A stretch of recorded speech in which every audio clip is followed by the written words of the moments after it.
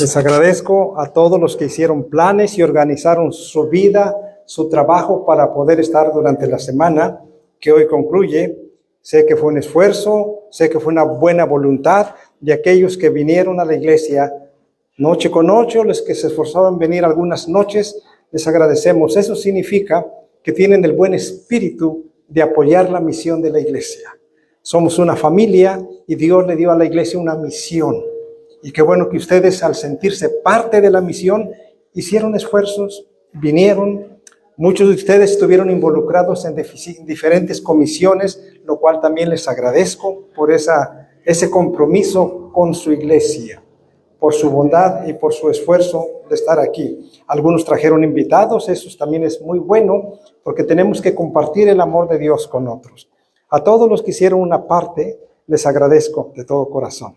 Hoy tengo que irme después de la predicación porque me toca en la noche predicar en la iglesia en San Francisco. Así es que el problema es que cuando uno se encariña con la iglesia, termina y uno tiene que irse. Y pues ni modo, ¿verdad? Me tendré que ir, pero me voy con el cariño de ustedes, sobre todo porque aprendieron hebreo. Ya se saludan, Shabbat Shalom. Ahora falta que digan, Yeverajeja Adonai. Yeverajeja Adonai. Que Jehová te bendiga. ¿Ok? Yeverajeja Adonai. Que Jehová te bendiga. Muy bien, en esta ocasión quiero compartir con ustedes el mensaje que es continuación del tema de anoche, la identidad adventista. La ceremonia de anoche fue con esa intención, que reconozcamos la soberanía de Dios y que nosotros le pertenecemos a Él. Somos su pueblo y debemos sentirnos su pueblo. Y por supuesto nuestra vida, nuestro comportamiento debe estar en armonía con su voluntad. Y debemos transmitirle este mensaje a nuestros hijos, a los pequeños y a los grandes, para que siempre haya una generación de adventistas comprometidos con su Dios y con la misión que Dios le da a la iglesia. Si yo les preguntara, ¿de qué religión creen que sería este señor? ¿Y lo identificarían? ¿Un monje de dónde? Más o menos. Un monje budista. Rápido lo identificaron. ¿Por qué? Pues normalmente todos los budistas siempre andan así. ¿Ok? Y si yo les presentara a este, ¿qué sería? ¿De dónde sería?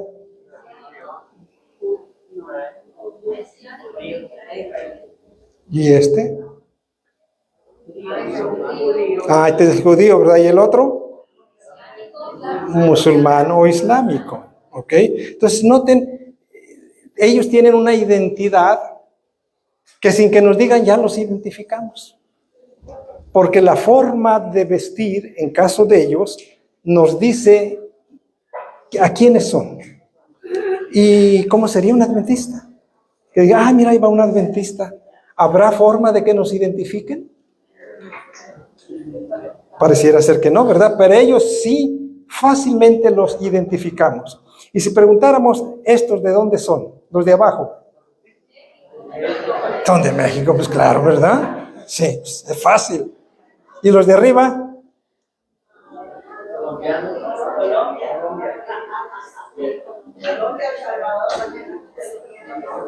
Son argentinos, sudamericanos, pero más o menos andaban cerquitas, como dicen, caliente, caliente, caliente, ¿verdad? Muy bien, noten, es fácil identificar por alguna característica propia, en este caso étnica, su ropa, los identifica. ¿Y cómo identificamos a un adventista? Me acuerdo que estaba yo en Ecuador, donde se dice que es el ombligo del mundo, la línea del Ecuador, y anunciaron que iba a cantar un mariachi mexicano, y cantaron 2, 3 canciones mexicanas. Pero dije, como que estos no son mexicanos. Me acerqué al final, en voz baja, digo, oigan, ustedes no son mexicanos, ¿verdad? Dice, no diga, dice, porque con esto nos ganamos la vida. Son de aquí, ecuatorianos, ¿verdad? Sí, pero aprendimos la canción mexicana, las canciones mexicanas. Y como viene mucho turista, pues de eso vivimos. Noten, aquellos se hacían pasar por mexicanos. Yo, que soy mexicano, pues dije, estos no son. ¿Cómo identificará Dios a sus hijos?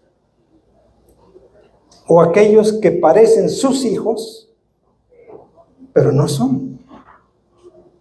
¿Será que Dios sí puede hacer esa diferencia? Yo como mexicano rápido identifiqué que esos no eran mexicanos. ¿Será que también Dios distingue a quienes son sus verdaderos hijos de quienes no lo son? Bueno, este es el tema que quiero compartir con ustedes. La importancia de una identidad cristiana, clara, definida, diáfana y prístina. Todos tenemos una identidad personal y normalmente está definida aquí en nuestra huella digital. Esta huella digital es única en el mundo. Nadie tiene una igual a la mía. Nadie tiene una igual a ustedes. Por eso cuando tenemos que poner huellas es porque son irrepetibles estas huellas. Esto nos identifica. ¿Qué nos identificará ante Dios de que en realidad somos sus hijos, somos sus hijas y somos su pueblo? ¿Qué nos identificará?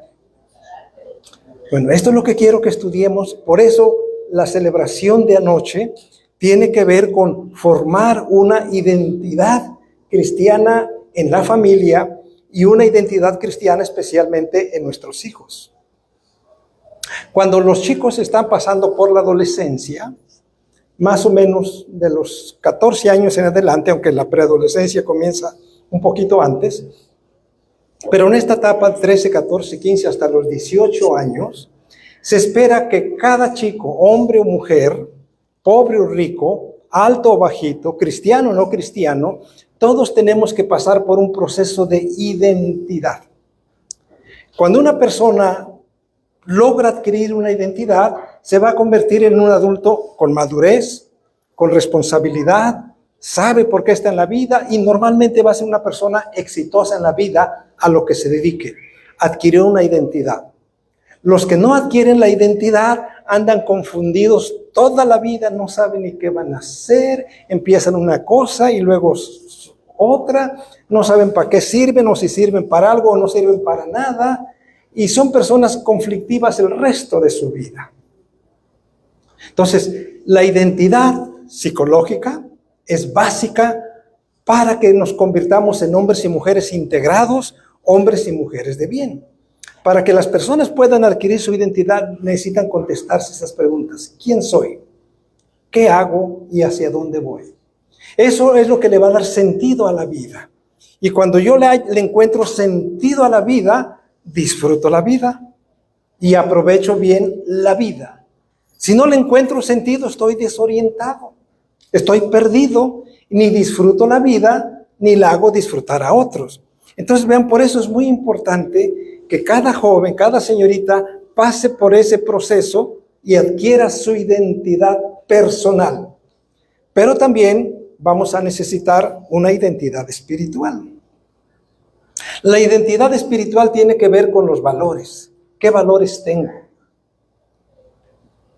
¿Cómo me fueron enseñados los valores? ¿Qué creencias? ¿Y cuáles son las tradiciones de mi vida?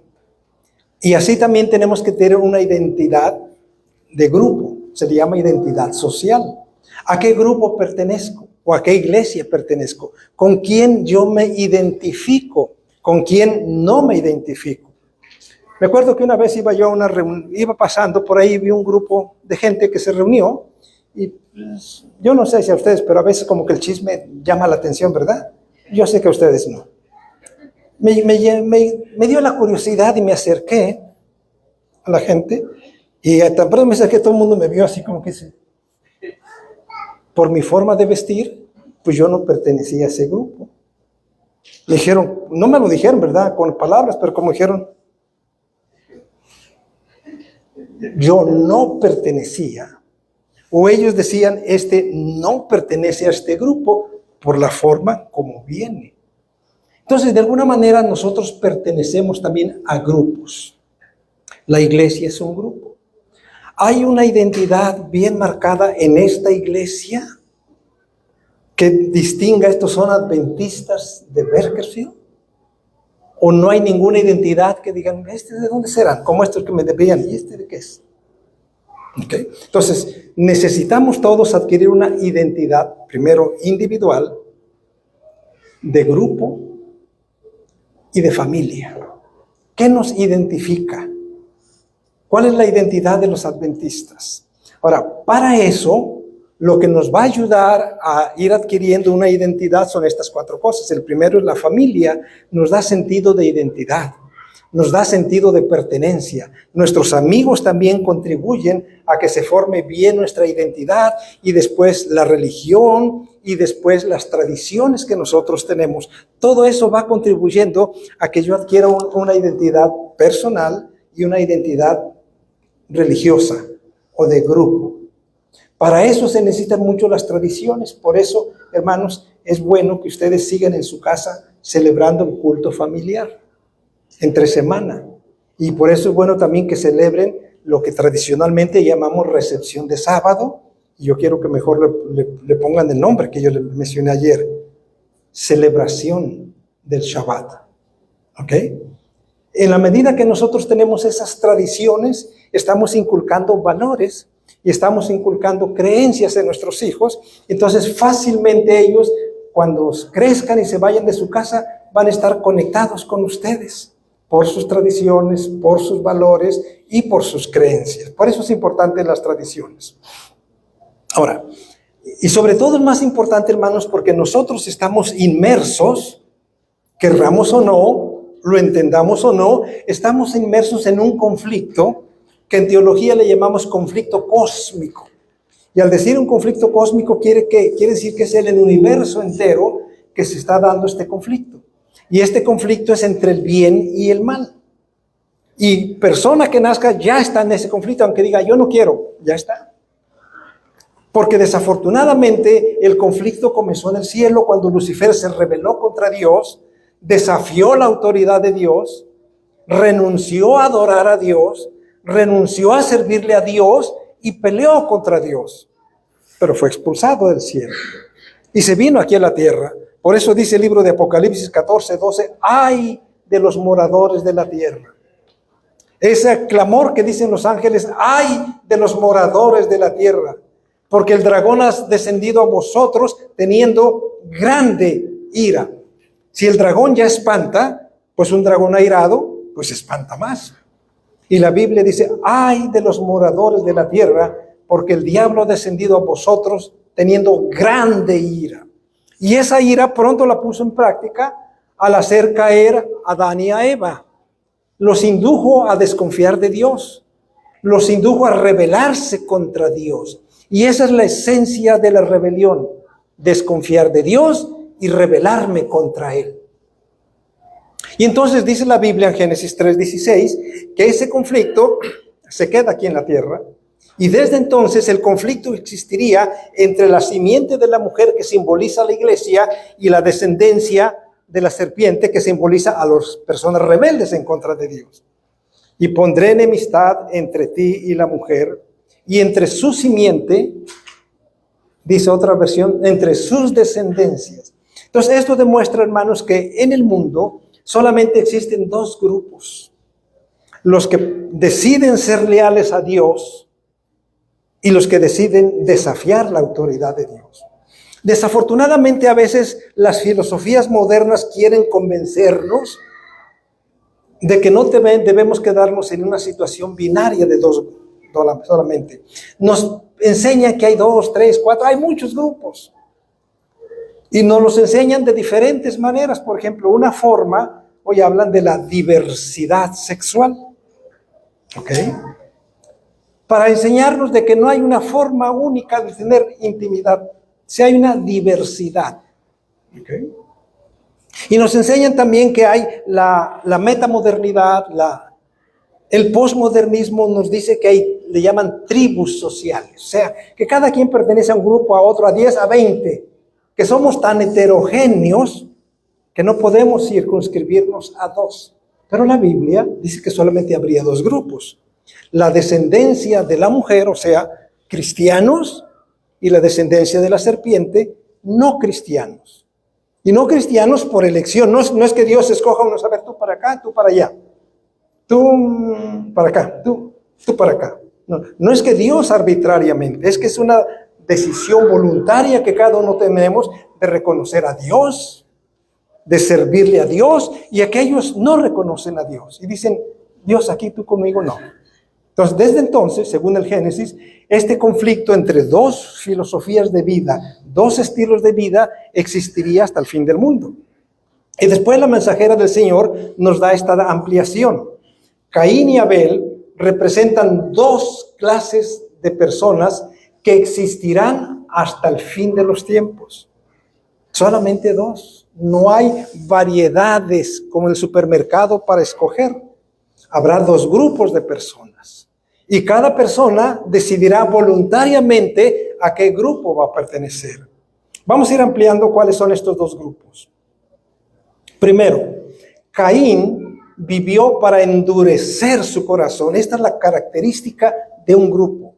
Un corazón duro, insensible al llamado de Dios. Vivió para alentar la rebelión. Esta es la segunda característica. ¿Notan? Se iba a rebelar contra la autoridad divina. Y Caín se convirtió en un jefe, dice ahí, de osados y réprobos pecadores. Este apóstata, y la palabra apóstata es renunciar a la verdad divina. Estas eran las características de la descendencia de Caín. Así vivirían. Y ustedes van a recordar que cuando Moisés llegó por instrucción divina a Egipto y le dijo al faraón, Jehová dice que dejes ir a su pueblo. Y la arrogancia de faraón dice, ¿y quién es Jehová? ¿Quién es Jehová para que me ordene? ¿Quién es Jehová? O sea, lo está desconociendo. Y prácticamente en su cosmovisión egipcia, él decía, aquí en Egipto ese Dios no reina. Aquí en Egipto ese Dios no manda. Es más, ni lo conocemos. Así que ve y dile a ese Dios que yo no dejaré ir a Israel. Endurecer su corazón y alentar la rebelión. Ve y dile que ese Dios aquí no manda, por lo tanto no da órdenes, por lo tanto no dejaré ir a Israel. Esa es la característica de un grupo de personas que voluntariamente deciden rebelarse contra Dios. Vamos a ver el otro grupo. Enoc había amado y temido a Dios. Noten las dos primeras características, amar y temer. Temer no por miedo, sino reverenciar, ¿ok? Y había guardado sus mandamientos. ¿No? La tercera característica es obediencia. Pertenecía al santo linaje. Aquí hay una diferencia bien grande. Pertenecía al santo linaje. ¿Qué les caracterizaba esto? Dice, depositarios de la verdadera fe, progenitores de la simiente prometida. Estas características distinguían a este grupo. En este caso está encabezado por Enoc. El otro estaba encabezado por Caín. Y luego nos dice aquí, pero a medida que avanzaba el tiempo, pasaron varias generaciones, no nos dice cuántas, la diferencia entre un grupo y otro cada día era más clara. No había probabilidades de que alguien confundiera y dijera, ¿y este de dónde es? ¿De dónde será? ¿De dónde será este? ¿De aquí o de allá? ¿De allá o de aquí? No había posibilidad de confusión. Era bien clara la diferencia entre los dos grupos. Unos se distinguían por total lealtad a Dios. Eso los distinguía. Eran leales a Dios en toda circunstancia. Y por el otro grupo, la desobediencia a Dios. Entonces, como este grupo era completamente desafiante a Dios y desobediente, y este era totalmente leal a Dios, pues no había forma de confundirlos. Que alguien dijera, ay, pues yo no sé de dónde es esta persona. Era claro distinguir quién era de un grupo o quién era de otro. ¿Okay? Entonces, este concepto se ha ido desarrollando a través de toda la historia. De tal manera que las personas que deciden servirle a Dios, está claro. que ellos son hijos de Dios. Aquí dice este pasaje, yo soy tu Dios, tu creador. Yo te formé. Entonces en estas personas está claro, Dios es mi Padre. Yo soy su criatura. Y si Él es mi creador, yo le debo respeto, yo le debo reverencia, le debo gratitud y vivo para Él. Porque Él es mi creador. Esta es la característica de un grupo de personas que por el solo hecho de saber que Dios es creador, ya saben a quién deben adorar. Y noten, tenemos otro concepto que nos ayuda a saber de quién somos nosotros. Decidió enviar a Jesucristo para adoptarnos como hijos suyos. Entonces en las personas está bien claro, soy un hijo de Dios por creación, soy una hija de Dios por redención. Entonces yo me debo a Dios.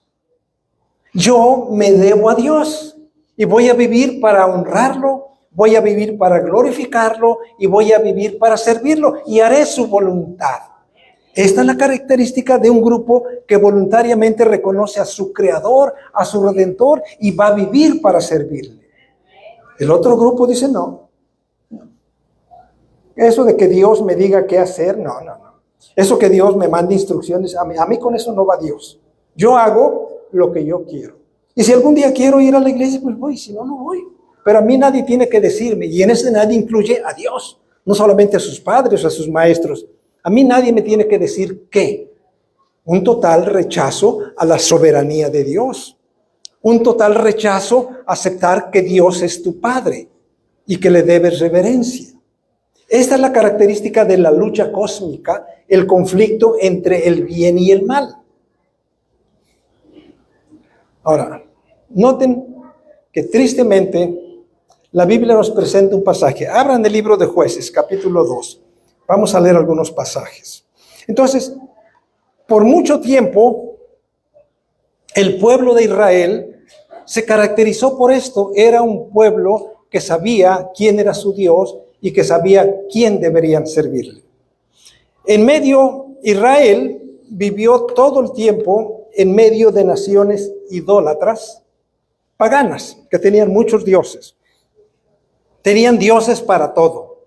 Tenían el dios del agua y el dios de la lluvia, tenían el dios de la guerra, el dios de la paz, el dios de la fertilidad, el dios de las moscas, el dios de la agricultura. Tenían dioses para todo. De tal manera que si querían algo, voy con este dios. Ahora quiero tú ve con aquel otro dios, ¿ok? Tenían muchos dioses. Lo que distinguía al pueblo de Israel era que tenían un único Dios poderoso. Un único. Y no tenían ídolos para representar a ese Dios. Por eso a las naciones alrededor de Israel les causaba mucho asombro y mucho desconcierto, que veían a los israelitas orando, pero no veían ninguna imagen. Adorando, pero no venía ninguna imagen. Y sobre todo lo que más les llamaba la atención es que tienen un Dios, como decían ellos, para todo. Cuando nosotros tenemos Dios para cada cosa, ellos tienen un Dios para todo. Les causaba mucho asombro. Pero a la misma vez eso es lo que distinguía a los israelitas. Nosotros le llamamos un pueblo monoteísta, pueblo de un Dios. Por eso, en la oración que leímos anoche, que les dije que es la oración por excelencia en la comunidad hebrea, Deuteronomio 6:4, comienza diciendo, oye Israel, Jehová nuestro Dios, Jehová uno es. Y esta oración la repiten los judíos todos los días. Jehová nuestro Dios, Jehová uno es. Uno es, uno, un único Dios. A diferencia de la multiplicidad de dioses que tenían las naciones que lo rodeaban. Y por eso los niños hebreos, cuando nacen, sus primeras palabras que debe pronunciar no es papá, no es mamá, no es agua, no es leche, no es pan. Es Adonai Echad. Dios es uno. Es lo primero que debe salir de la boca de un niño cuando comienza a hablar. Y son las últimas palabras que deberían salir de una persona cuando está por dejar este mundo. Adonai Echad. Dios es uno. Esta era la identidad de Israel. Adonai Echad. Y por eso los niños repiten todos los días la oración. que yo voy a querer que los niños de aquí se aprendan esa oración, tanto en español como en hebreo. Vamos a dejar un ratito jueces y vamos a Deuteronomio para nuestros niños de esta iglesia. Deuteronomio 6:4. Yo voy a querer que esta niña se lo aprenda en español y en hebreo. Esta niña. ¿Dónde hay otros niños? Allá hay otra, allá hay otro, allá hay otra niña. Todos estos niños que están aquí, quiero que se aprendan esta oración. Aquellos 3, 4 niños que están allá, díganle a los niños que estén atentos. Todos los niños, todos estén atentos. Ábrale su Biblia a los niños, hermanos, para que se aprendan Deuteronomio 6:4. Primero en español, ¿ok? Muy bien, niños, lean en su Biblia y si no saben leer, papá, mamá, tío, abuelita, repítele esto a tu hijo. Oye Israel, Jehová nuestro Dios, Jehová uno es. Repítanselo a sus niños, por favor. Oye Israel, Jehová nuestro Dios, Jehová uno es. Otra vez, porque el aprendizaje muchas veces es por repetición. Oye Israel, Jehová nuestro Dios, Jehová uno es. Muy bien, ¿habrá un niño que ya me lo quiera decir? Lo voy a repetir otra vez y luego quiero ver que un niño y una niña valientes me lo digan, ¿eh? Vamos a empezarlo. Oye Israel, Jehová nuestro Dios, Jehová uno es. Muy bien, a ver qué niño lo quiere decir o una niña.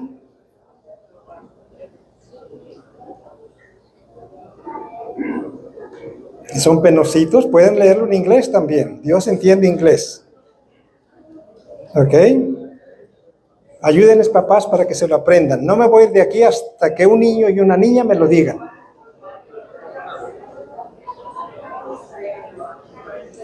Oye Israel. Son 3 palabritas en grupos. Oye Israel. Jehová nuestro Dios, Jehová uno es. Así se aprende por segmentos. Oye Israel. Jehová nuestro Dios, Jehová uno es. Muy bien, ¿ya algún niño? ¿Alguna niña? Enséñenles a serles valientes a sus hijitos, hermano. Y que no sean penosos. Yo sé que ya se lo aprendieron, pero les da pena. Aquí hay un niño, dice. Una tercera vez. Yo sé que ya te lo sabes tú, niña. A ver, dímelo. Perfecto, muy bien, ya ven, muy bien. Ya vino el primer valiente. Ahora una niña. Oye, muy bien. A ver, hija. Nuestro.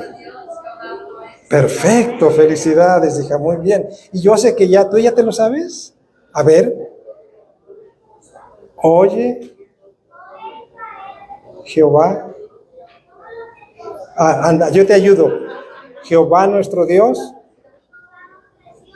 Jehová, uno. Perfecto. Muy bien, ¿ya ves cómo si te lo sabes? Perfecto. Y yo sé que ya muchos otros se lo saben. Otra vez más en español. Oye Israel, Jehová nuestro Dios, Jehová uno es. Muy bien. Ahora viene la prueba. Lo vamos a aprender en hebreo. ¿Ese niño ya lo quiere repetir? Come on, do it. Try it. Jehová nuestro Dios, Jehová uno es. Correcto. Do it. Oye, Jehová nuestro Dios, Jehová uno. Muy bien, Georgia. Muy bien, todos ustedes son grandiosos, ¿eh? Muy bien, ahora vamos a aprendernos en hebreo, ¿ok? Y aquí van a entrar los grandes también, ¿ok? Aquí entran los grandes. En el primero solamente los niños. Shema Israel. Shema Israel. Adonai Eloheinu. Adonai Echad. Son 3 grupos de 2 palabras cada uno. Shema Israel. Adonai Eloheinu. Adonai Echad. Otra vez. Shema Israel. Adonai Eloheinu. Adonai Echad. A ver, ¿qué adulto le muestra muy bien? A ver. Muy bien, felicidades esa madre y esa esposa, ¿verdad? Muy bien. ¿Alguien más? A ver. Muy bien.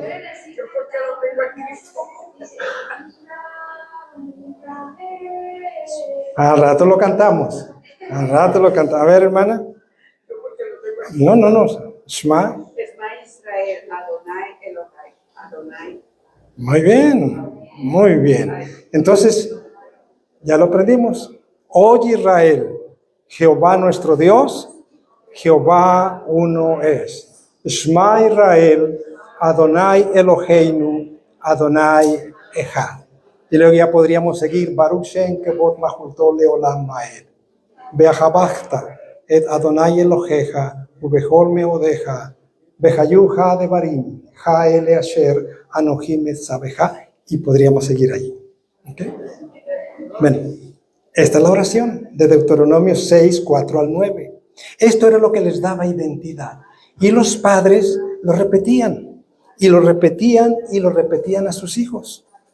Por eso dice ahí el siguiente verso, y estas palabras que yo te mando hoy, se lo está diciendo al papá, a la mamá, y estas palabras que yo te mando hoy estarán en tu corazón.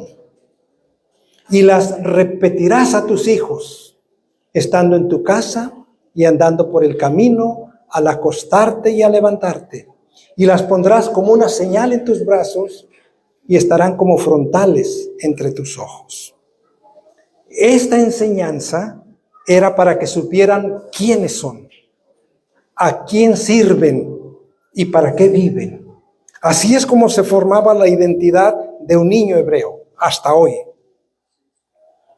Sin embargo, vamos luego al libro de Jueces capítulo 2. Dice allí que murió Josué, aquel gran líder que sucedió a Moisés. Y murieron todos los ancianos que le siguieron a Josué. Estos hombres y mujeres eran hombres de una fe extraordinaria. Eran hombres que habían pasado por pruebas y dificultades, por desafíos enormes, pero habían visto el poder de Dios y habían estado dispuestos a obedecer a Dios, aunque su lógica les dijera que era imposible, pero su fe les decía, es posible. Y aunque las circunstancias decían, no, Dios les había dicho, ve, y ellos iban. ¿Recuerdan que una vez Josué estaba por cruzar el río Jordán? ¿Y cómo le iba a hacer? Y Dios abrió el río Jordán. Y las murallas de Jericó eran tan famosas que aterrorizaban a cualquier ejército. Era imposible entrar a Jericó. Imposible. Y los que vivían en Jericó estaban tan confiados, tan seguros, murallas impenetrables. Aunque habían oído todas las noticias que Dios había hecho, tenían miedo, pero nuestras murallas nos protegen. Mientras no salgamos de las murallas, todo está bien. Y cuando vieron que los israelitas caminaban, dijeron, ¿estos qué hacen? Y volvieron a caminar, ¿y estos qué hacen? Pero Dios le había dicho a Josué, y Josué al pueblo, que confiaran. Dios iba a derribar las murallas de Jericó. Y la gente se preguntaba, ¿pero cómo? Si uno pone la lógica, impossible. Pero Dios lo había dicho, y José y el pueblo creyeron. Y ahora Dios dice, ahora den 7 vueltas. Vueltas. Caminar. Así no se ganan las batallas. Pero Dios había hecho caminen. Pues vamos a caminar 7 vueltas. Se desploman las murallas. Estos eran los hombres y las mujeres de fe. Confiaban en Dios. Y un día que Josué estaba en la batalla porque sus enemigos le armaron una trampa, Vio Josué que el sol se estaba por ocultar y dijo, si se oculta, esto no va a ser bueno para nuestro ejército. Se van a reagrupar los ejércitos y mañana nos van a rodear. Y Josué tuvo tal atrevimiento, porque era un hombre de fe, le dijo, sol, detente en Gabaón, y tú, luna, en el valle de Ajalón. Y el sol y la luna se detuvieron. Para las leyes de la naturaleza, eso es imposible. No puede acontecer eso. Pero la Biblia dice que el sol se detuvo y la luna también. Esos eran los hombres y las mujeres de fe. Pero dice Génesis, y murió Josué y todos los ancianos que le siguieron a Josué. Y luego está este verso 10. Después que murieron todos los de esa generación, creció otra generación que no conocía al Señor, ni recordaban las cosas poderosas que había hecho por Israel. ¿Cómo es posible? ¿Cómo es posible? Se levantó otra generación que no conocía a Dios. Ni siquiera había oído, porque ni recordaban las obras poderosas. Entonces, ¿cómo es posible? Porque estos padres no les contaron a sus hijos. No les contaron. Y siguieron creciendo y estaban totalmente desconectados de su historia. Por lo tanto, también estaban desconectados de su futuro y de su misión. Y cuando una generación se desconecta de Dios, pues lo siguiente que puede acontecer, hermanos, miren lo que dice el siguiente verso, que nació una generación a la deriva. Primero comenzó la generación de niños porque sus padres ya no les contaban. Ya no repetían Shema Israel, Adonai Eloheinu, Adonai Echad. Ya no. Y luego cuando estos niños crecieron, pues entonces llegó una generación de jóvenes a la deriva, desconectados de la fe de sus padres, de las historias de sus padres. Ya no leían las oraciones hebreas. Totalmente desconectados. ¡Qué tristeza! Y ahora, esta generación, una vez que se desconectó de su Dios y de la fe de sus padres, dice que no conocían a Jehová. Este era lo más grave. Lo segundo, no sabían de las obras que Dios había hecho. En consecuencia, dice, hicieron lo malo. Después sirvieron a los dioses de los cananeos y dejaron completamente a Jehová. Este es el paso que lleva a la apostasía, a alejarse de Dios. Por eso, padres, cuéntenle a sus hijos, tal y como dice Moisés, estando en tu casa o fuera de tu casa, al acostarse y al levantarse, cuéntale a tus hijos. Cuéntale las historias bíblicas, los milagros poderosos que Dios ha hecho en el pasado, pero también cuéntale tú tus propios milagros. Cuéntale lo que Dios ha hecho por ti. Pues muchos de ustedes se vinieron de otro país con muchas dificultades. Algunos cruzaron, no me digan por dónde, porque puede haber uno de la migra aquí. Pero cruzaron por algún lugar ustedes. Muchos expusieron su vida, estuvieron en peligro, pero están aquí. Cuéntenle a sus hijos, cuéntenle a sus nietos, cuéntenle su propia historia de cómo el Señor los ha traído hasta acá. Porque esas historias poderosas marcan la vida de sus hijos. Yo le cuento a mis dos nietos estas historias. Y ellos van conociendo el poder de mi Dios, el Dios que yo estoy esperando que ellos amen, el Dios que yo quiero que ellos crean. Les cuento de mi Dios. Y cuando ellos ven a un Dios personal mío, ellos creen en ese Dios también y le van a servir. Yo les cuento que era un niño que vivía en extrema pobreza, no en pobreza, en extrema pobreza. Si recuerdo bien, usé zapatos como hasta los 10, 11 años. Yo andaba descalzo. Cuando bien me iba, mi papá hacía guaraches, como le llamamos. ¿Saben lo que son los guaraches, verdad? De llanta de carro. De llanta. Esos eran mis Nike. Cuando bien me iba. Y recuerdo que creo que en quinto año, Dios me dio la bendición de sacar el primer lugar. Y los niños que sacaban el primer lugar el lunes iban de abanderados. Yo estaba bien chaparrito, pues desnutrido, pues no crecía. Pero había sacado el primer lugar y me dijeron, vas a ser el abanderado. Y me vio la maestra. Ah, pero tienes que traer zapatos. Y le conté a mi mamá que yo iba a ser el abanderado. Y como son todas las madres preocupadas y por ver felices a sus hijos, no sé dónde ni sé con quién mi santa madre fue a pedir unos zapatos prestados. Yo nunca le pregunté de quiénes eran, pero estaban grandotes. Parecía yo Tribilín. ¿Se acuerdan de Tribilín? Porque por ahí tengo la foto y me veo muy chaparrito con mi bandera y unos zapatotes así, las puntas para arriba. Y mis hermanos me hacen burla, ver los zapatotes. No sé dónde los pidió prestados, si fue a quitárselos a un muerto, no sé. El caso que ese lunes yo fui con zapatos. Solamente después me los quitaron, ¿verdad? Y seguí a pie. Y cuando le cuento eso a mis nietos, de ese Dios poderoso, de ese Dios milagroso en el presente, porque es el mismo Dios que hizo milagros allá en el pasado, es el mismo Dios que sigue haciendo milagros.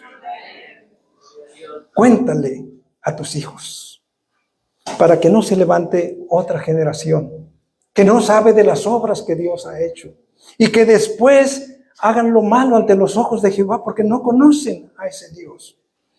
Cuéntale a tus hijos y a tus nietos de tu Dios. Cuéntenle a las generaciones nuevas del Dios que levantó esta iglesia o aquella otra iglesia. Un pueblo mayormente indocumentado levanta edificios para la gloria de Dios. No 1, 2, 3, 4 iglesias.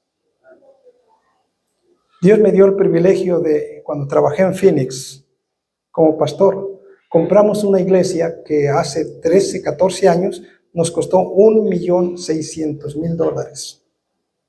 Y el pueblo indocumentado pagó la iglesia, el mortgage, de $1,600,000. Dios hace milagros. Cuéntale a la nueva generación de jóvenes los milagros que Dios hace para que se mantengan firmes y admiren y adoren y reverencien a ese Dios poderoso. Porque miren lo que pasó. Por eso, si ustedes abren el libro de Éxodo capítulo 10, por favor. Éxodo capítulo 10 y verso 2. Moisés, por revelación divina, nos está dando este otro mensaje. Y el mensaje es, cuéntale a tus hijos y cuéntale a tus nietos. 10:2. En otras palabras, conecta a tus hijos con tu fe. Conecta a tus hijos con tu misión. Conecta a tus hijos con el Dios de tus padres. Cuéntale, conéctale, porque esta es la única forma de mantener a nuestros jóvenes y a nuestros niños con una identidad y que sigan la fe de sus padres. Si no lo hacemos, miren lo que pasó. Se levantó una generación que no conocía a Jehová, ni sabía de las obras que Dios había hecho por Israel. Por eso es que el rey Salomón hacía esta oración. Y yo quisiera que ustedes, aquí no es Salomón. Por eso Dios nos dice que Él escoge a los padres para que le enseñen a sus hijos el camino donde deben andar. Noten, que guarden el camino del Señor. Esta es la responsabilidad que tenemos los padres. Que les enseñemos a nuestros hijos, a nuestras hijas, que anden en los caminos del Señor. Y andar en los caminos del Señor es simplemente obedecerles. Y para que no sucediera esto otra vez, como pasó aquella vez, el salmista escribió el Salmo 78. Abra del Salmo 78, por favor. Los salmos se clasifican de varias maneras y uno de ellos son salmos didácticos. Y didácticos quiere decir que están escritos para enseñarnos lecciones. Y el Salmo 78 es el salmo didáctico más largo. No es el más largo. El más largo es el Salmo 119. Pero de los salmos didácticos, el 78 es el más largo. Y vean que comienza con las mismas palabras del Shema. Porque ¿cómo dicen las primeras dos palabras? Shema. Escucha. Escucha. Porque este salmo hace referencia a Deuteronomio 6. Escucha, pueblo mío, inclinad vuestro oído a mis palabras. Hablaré en parábolas, hablaré cosas escondidas que nuestros padres no las contaron. No las encubriremos a nuestros hijos, contando a la nueva generación las maravillas y las potencias que Jehová hizo. ¿Notan lo que dice? Contaremos a las nuevas generaciones. Contaremos a las nuevas generaciones. ¿Qué le vamos a contar? Las potencias, las maravillas que Dios hizo. Esta es la instrucción que tenemos. Cuéntale a tus hijos las maravillas que Dios hizo en el pasado. Cuéntale las que Dios ha hecho en el presente en tu vida. Y luego, si siguen leyendo ustedes, dice, Él estableció una ley en Israel y puso un testimonio en Jacob. Ahora, ¿en qué consiste esa ley? Vean el siguiente versículo. Ayúdenme. ¿En qué consiste esa ley y ese testimonio? La cual mandó a nuestros padres que la notificaran a sus hijos. ¿Y qué más? Para que lo sepa la nueva generación. ¿Y qué más? Y se lo cuenten a los que nacerán. Y los que nacerán lo cuenten a sus hijos, a la otra generación. Esa es, que quédense ahí porque vamos a regresar ahí. Esta es la responsabilidad que Dios puso. Una generación le transmite a la otra sus valores, su misión. Y esa otra se lo cuenta a la siguiente generación. ¿Para qué? 4 lecciones son importantes ahí. ¿Para qué? ¿Qué dice ahí? Para que pongan, si sigan ahí, Dios su confianza. Y guarden sus mandamientos. Y la última. Y no sean como sus padres, generación consumaz y rebelde, generación que no dispuso su corazón, ni fue fiel para con Dios. Muy bien. Ahí están las 4 lecciones. Cuéntale a tus hijos, cuéntale a tus nietos, y cada quien le cuenta a la siguiente generación para, número 1, que pongan en Dios su confianza. Número 2, no se olviden de sus obras. Número 3, guarden sus mandamientos y no sean como sus padres, una generación infiel. Sí, hermanos, necesitamos que nuestros hijos y nosotros mismos confiemos en Dios. Hay muchas cosas que van a pasar en nuestra vida, que van a poner a prueba nuestra fe. Y hay cosas que no vamos a entender. Y sí saben que Dios no nos pide que entendamos. Y a veces algunos de nosotros queremos entender. A ver, Dios, ¿por qué? ¿Por qué, Dios? Y le decimos ¿por qué? Ya sea porque estamos viviendo una situación difícil, o cuando Dios nos pide una demanda, que lo tenemos. A ver, ¿y por qué, Dios? Queremos entender. Queremos explicaciones. Yo me encontré una persona que le di muchos estudios bíblicos y creía todo.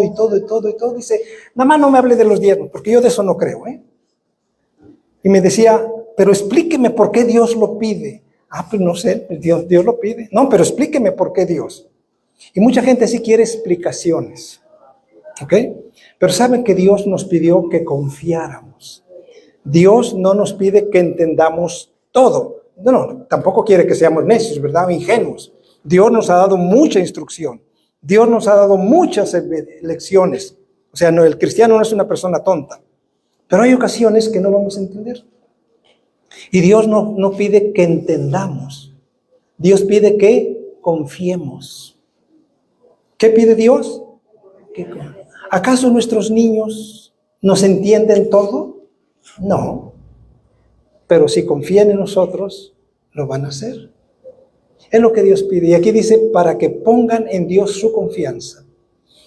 para que no se olviden de sus obras, para que guarden sus mandamientos y no sean como sus padres. Para eso es que Dios nos dice, cuéntale a tus hijos. Y yo no sé si algunos de ustedes son adventistas de segunda, tercera o cuarta generación. Si lo son, espero que sus padres les hayan contado y que ahora ustedes les estén contando a sus hijos. Y si son adventistas de primera generación, ahora ustedes tienen la responsabilidad de contarle a la siguiente y estos a la siguiente. No importa si eres de primera, segunda, tercera o cuarta o quinta generación. O sea que tú naciste en el Evangelio y tu madre nació en el Evangelio y tu abuelo también. Algunos tienen el privilegio de apenas ser los primeros en venir a conocer al Señor. Ustedes son la primera generación de adventistas. Sean tan fieles que la segunda generación, sus hijos, sean igualmente fieles. Porque cuando no lo somos, dice que se va a levantar otra generación que no conoce al Señor. Y entonces, como les digo, Moisés por eso nos dio el Shema, que ya se los acabo de leer, para que nosotros le contáramos a nuestros hijos, estando en la casa, estando fuera de la casa, en la mañana o en la tarde, de tal manera que siempre se acuerden quién es Dios. Teniendo esto en mente, el rey Salomón estaba consciente de esto y miren qué hermosa oración hizo. Yo quisiera recomendarles, papás, tíos, abuelitos, que esta oración la hagan con sus hijos. Miren, dice el rey, esté con nosotros Jehová nuestro Dios, como estuvo con nuestros padres. ¿Notan? La conexión. El Dios de los padres es mi Dios.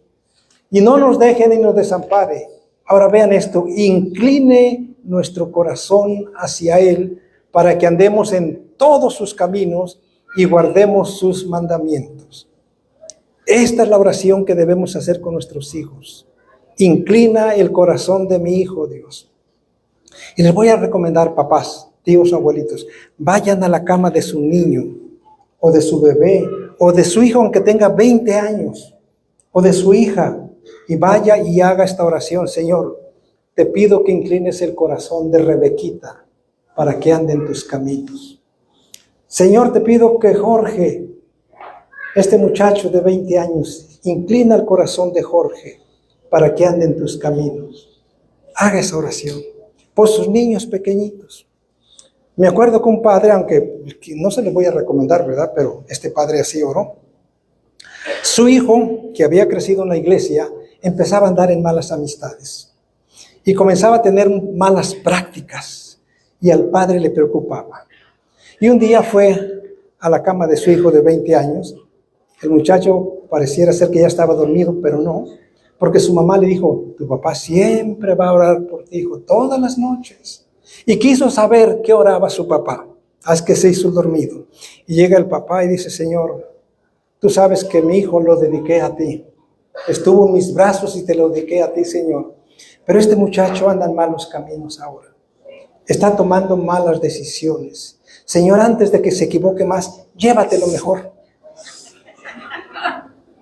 Porque no quiero que se pierda. Llévatelo, Señor. Te autorizo que te lo lleves. Y ya el papá se fue y el muchacho se despierta. Y dice, esta es la oración de mi papá. No, Señor, no escuche la oración de mi papá. Me voy a componer, Dios, pero no me lleves. Ahí funcionó, ¿verdad? Pero vaya a orar en la cama de su hijo. En la cama de su hijo. Señor, inclina el corazón de mi hijo, de mi nieto, para que ande en tus caminos. Notan esta oración que hace, mi Dios, yo te pido que le cumplas a mis descendientes. Esta es la oración de David. Le cumplas a mis descendientes la promesa que me acabas de hacer. Haz que ellos se mantengan en tu servicio. Miren qué pedido. Señor, que ellos se mantengan en tu servicio, para que tu nombre sea siempre glorificado y todo el mundo diga, el Dios de Israel es el Dios todopoderoso. Señor, que mis hijos y mis hijas se mantengan en tu servicio. Estas son las oraciones que los padres debemos hacer por nuestros hijos cada noche. No importa que llegues cansada del trabajo, cansado, hermano. Sé que a veces uno ya no tiene ganas de nada, pero la vida eterna de tu hijo, la vida eterna de tu hija está de por medio. Ve y con el último fuerza que tengas, haz esta oración. Y si te quedas dormido, dormida, ahí quédate. Dios está escuchando tu oración. Y va a hacer que ese hijo, que esa hija se mantengan en la fe con Dios. ¿Ok? Y esto, como les dije, era la identidad del pueblo de Israel. La identidad que fue dándose después de otras formas. Pero noten lo que la Biblia dice aquí en primera de Juan. Noten la claridad que debe haber en nuestra mente. Nosotros somos de Dios. Nosotros somos de Dios. Y esta convicción la deben tener nuestros hijos y nuestras hijas. Nosotros somos de Dios. El que conoce a Dios nos oye. El que no es de Dios no nos oye. Hay gente que no es de Dios. Pero nuestros hijos y nuestras hijas deben saber que ellos son de Dios. Esa es la identidad. Nosotros somos de Dios.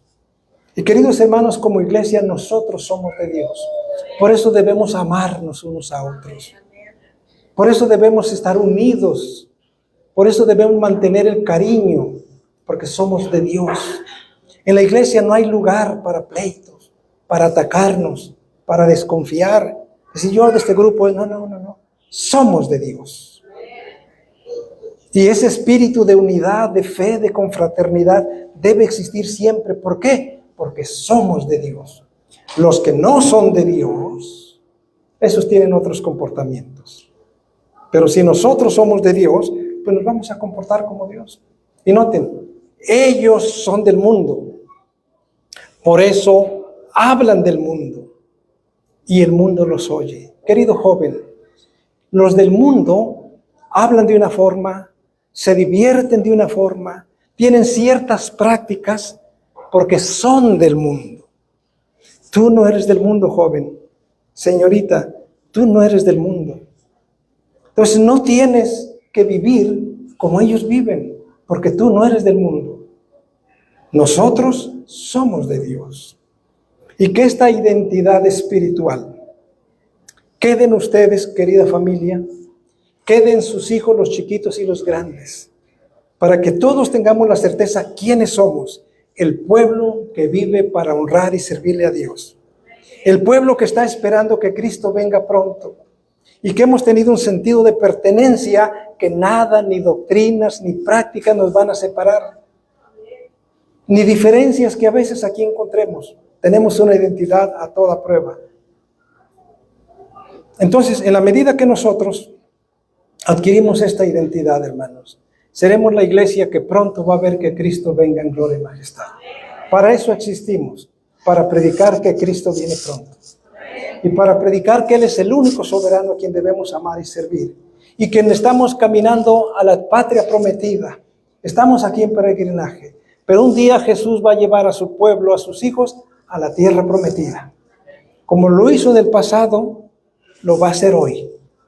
Cristo va a venir muy pronto y espera encontrar a su iglesia lista y preparada. A sus hijos adultos y a sus hijos jóvenes y niños preparados como hombres y mujeres de fe, piadosos, comprometidos.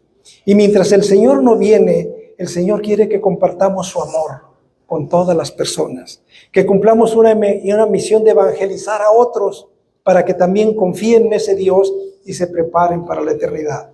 Empezando por nuestros familiares, por nuestros amigos y por nuestros vecinos. Dios pronto vendrá. ¿Estará su iglesia preparada? ¿Qué tal si oramos y le pedimos a Dios que nos ayude y le agradecemos porque nos ha recibido como su pueblo? Quien guste ponerse de pie, por favor. Eterno Padre, Dios de amor, en tus misericordias nos has llamado y nos has dado el privilegio de pertenecer a tu familia, a tu pueblo escogido. No porque seamos buenos, no porque haya algo mejor en nosotros, ni porque seamos mejores que otras personas. Simplemente, Señor, porque oímos tu voz y aceptamos tu invitación. Y aquí estamos, Señor. y sabemos a dónde vamos, a la patria celestial. En nuestro camino hay dificultades, hay tentaciones y hay peligros. Y hasta ahora tú has estado con nosotros, Señor, gracias. Manténnos firmes así en este caminar hasta que Cristo venga pronto. Sobre todo, Señor, te pedimos por los hijos de la iglesia. Te pedimos por nuestros propios hijos, sobrinos y nietos, que se mantengan en tu servicio, que se mantengan en tus caminos, que estén comprometidos con la fe de sus padres y que sea la generación de jóvenes consagrados que va a ver a Cristo Jesús viniendo en gloria y majestad. Manténnos firme hasta ese día, te lo imploramos en el nombre de Jesús. Amén. Tomen asiento, hermanos, que Dios me los bendiga. El Señor los ama y ama a sus hijos y ama a sus jóvenes también. Bueno, agradecemos al pastor, profesor y doctor